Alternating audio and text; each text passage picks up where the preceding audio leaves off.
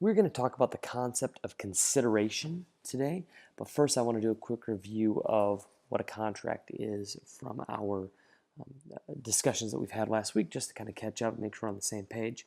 So you'll recall that we had the offer and acceptance. It has to be voluntary. There has to be consideration, where we're at today. And then we have capacity, legality.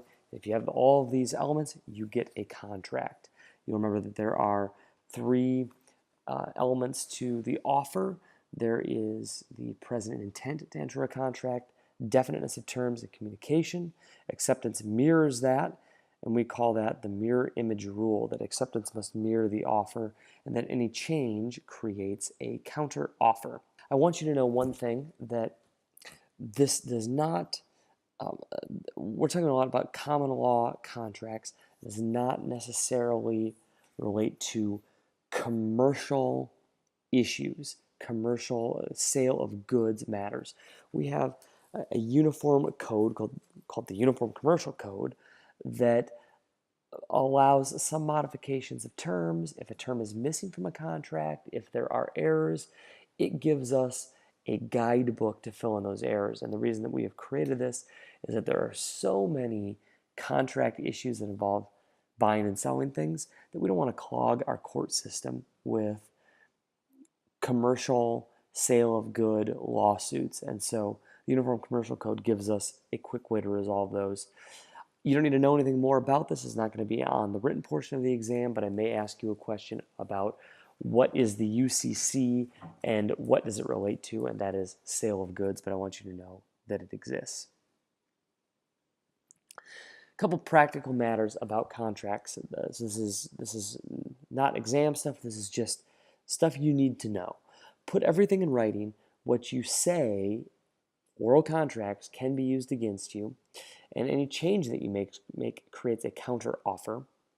To make changes to a contract, so you've got a written contract, you want to make some kind of change, both parties should initial and date that change. You don't need to go through and write a whole new contract. This happens a lot where you are you've got everything written and you're ready to go, everyone's prepared to sign, and there's one little thing that needs to be changed, you modify something. You can do that, but you've got to initial, and you should date as well. So let's talk about consideration. Now I'm not expecting for you to know and understand everything about consideration today. It is kind of hard to wrap your head around, but we're going to hopefully give you a working knowledge, at least you know kind of the concept, and enough to get you through the exam.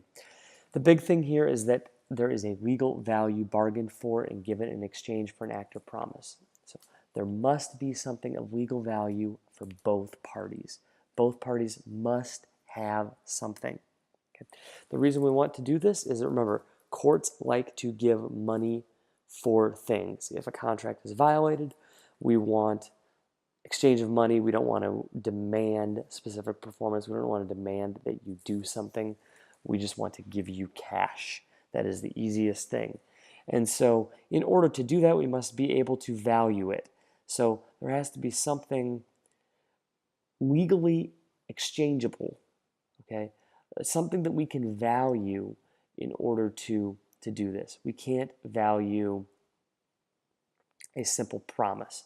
One of the questions I always ask in class is whether anyone, I specifically ask this to the ladies, whether anyone has had or a best friend in high school or middle school, and you were promising each other that you would be the maid of honor or bridesmaid in each other's weddings.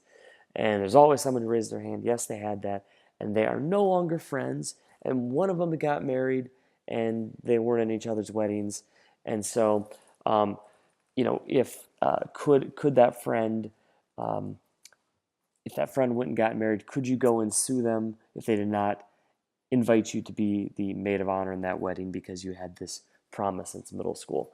The answer is no. You both made this promise to each other. There is nothing that we can value. Okay. Now, wrinkle, maybe there is something we can value if you change the facts a little bit. Let's say that you promise to be in this, you made this promise in middle school, and you have, part of that promise was that you'd be each other's maid of honor, but you would be no one else's maid of honor. Okay, now you have, years have gone by, lost touch a little bit, but you have honored that promise and you have refused several offers to be the maid of honor in someone's wedding. There is perhaps something we could start to value there. I don't know what the value of being the maid of honor is, but you gave up something. You gave up an opportunity in this case. You didn't just make a simple promise. You gave up an opportunity. There's a famous case where a young man's uncle promised him that he would give him $5,000 if he refrained from smoking, drinking, swearing, and card playing until the age of 21. The young man did that and tried to and asked his uncle for the money, and the uncle said, "Sorry, just a promise."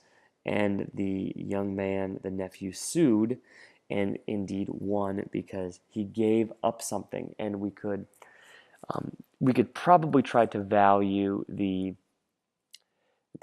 I don't know, enjoyment of those things or the consumption of those things and come up with some number, or at least in this case, $5,000 is the value, presumably, to give that up. And he gave that up. He didn't do those things. So that is something that is, both parties have to have skin in the game, okay? There has to be something there. And this is a hard concept to wrap your head around, and it's one of the more confusing components of the contract. So I don't expect you to completely understand this now, but kind of know that concept works. We're going to look at a couple cases as we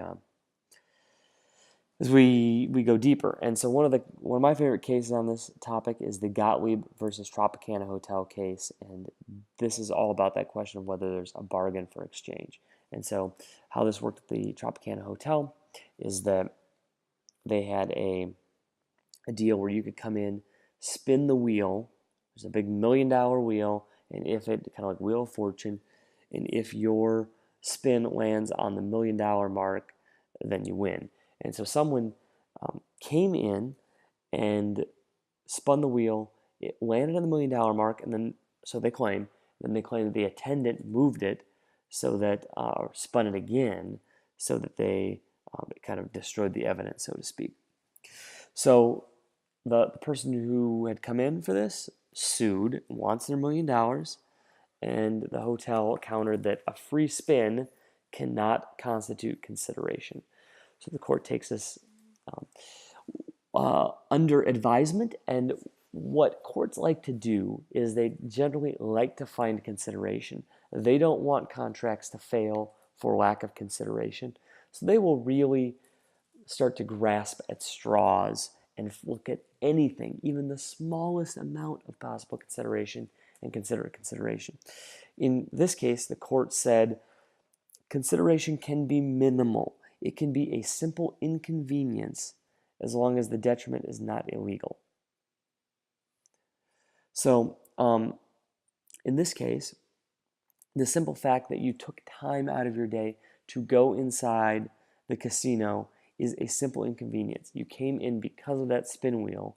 They inconvenienced you. That is something you gave up. You could have gone to another casino. You could have played the slots, maybe won more money.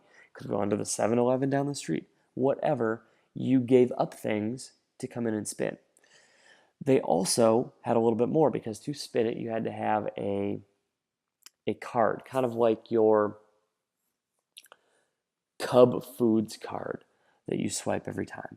And when you swipe that card, well, when you sign up for it, you give your name, your address, your phone number, your zip code, all this information.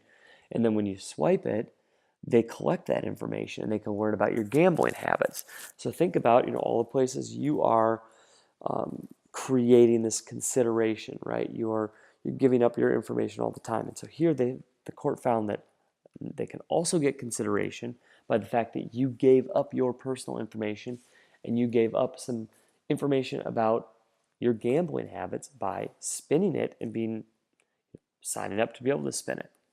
So the whole rule, if you will, or the principle of this case is that the courts are going to try very hard, very, very hard to find consideration. They don't want the contract to fail for lack of consideration. A couple places where there aren't consideration, you can't find consideration. Illusory promises. So something like, I promise to buy all the sugar I want. We cannot value that. The court cannot come and say, we know how much you want. It's very difficult to do. So they won't find consideration there. Other examples, I promise to paint your house if I feel like it. Okay, maybe you won't feel like it. I don't know. I agree, but I can cancel at any time. Well, you're not really committing to anything if you can cancel at any time. So if you breach the contract, cancel it, then there's nothing to hold you to. So these are illusory promises. They do not have consideration. There is no consideration when you have a pre-existing duty. So you can't agree to a public duty. So you can't bargain with someone to say, look, I won't burn your house down if you give me $10,000, right? Or you can't pay someone, your parents can't say, if you don't speed, we will give you $100. You already have this duty not to do those things, so someone can't contract to make you agree to do this because they're unlawful, right? Or there's some public duty to do them. Finally, you also can't agree to past consideration. So if something has already happened, you can't create a contract now that uses that past action as part of the deal. Something like, you've been good for the last year, so I promise to give you money tomorrow. That wouldn't be an enforceable contract. You've already done these things, so you can't re-agree to them. So that's the idea. Well, that's a pretty quick overview of consideration. Again, this is a difficult concept. It's sort of hard to wrap your head around. When it comes to the exam, I will give you questions to wrestle with, but I'm not expecting that you will have a complete and full understanding of this, but at least to spot the issue, to be able to talk about it a little bit, and come to some kind of conclusion, whether that's right or wrong, isn't going to be as big of a deal as understanding that there has to be a bargain for exchange, something that we can legally hang some value on, and that it's got to be something active, not in the past, and really both parties need to have skin in the game.